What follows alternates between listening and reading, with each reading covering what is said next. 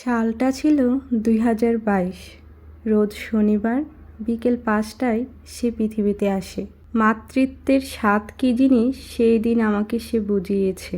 বাবাটাকে সকাল সকাল উইশ করে ঘুম থেকে জাগিয়েছি। তারপর সে স্নান শেষ করে ঠাকুর প্রণাম করেই দুষ্টামিতে লেগে পড়ল। এটাতেও একটা শান্তি কাজ করে। তারপর আমি চলে গিয়েছিলাম রান্নাঘরে। আজকে দুপুরের আয়োজনে ছিল রোস্ট, মাছের কালিয়া, চাটনি আর হচ্ছে পোলাও, আলু ভাজি, মিষ্টি কুমড়ো ভাজি। এই তো। আর প্রতি বছরের মতো এবারও আমার বাবাকে দুপুরের আয়োজনে আমি সবগুলো জিনিস সাজিয়ে দিয়েছি। এটা আমার একটা মনের শান্তি বলতে পারেন। জানি সে খাবে না, তারপরও তার জন্য আমার বিশেষ করে জন্মদিনে কিছু রান্না করতে ইচ্ছে করে। তার সামনে পরিবেশন করতে পারলে আমার কেন যেন একটা অন্যরকম শান্তি কাজ করে। পৃথিবীতে সবচেয়ে সুখের এবং শান্তির একটা কারণ হচ্ছে তার সন্তান, মানে আমাদের সন্তান। বাবাটা আমার ভীষণ লক্ষ্মী। প্রথমেই সে সালাদ খেয়ে নিল। সালাদের মধ্যে ওর টমেটোটা খুব পছন্দের, আর হচ্ছে আলু ভাজি।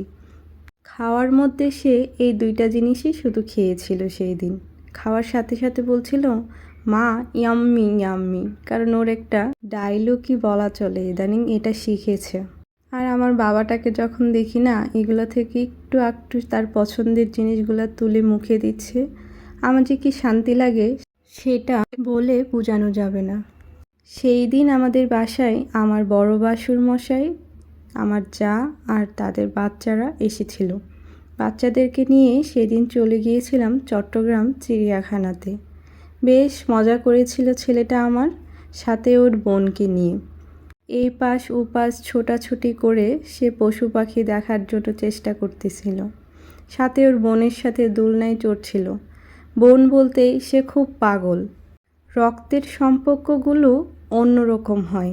ওদের ভাই বোনের মধ্যে একটা বিশেষ টান অনুভব করলাম এবার।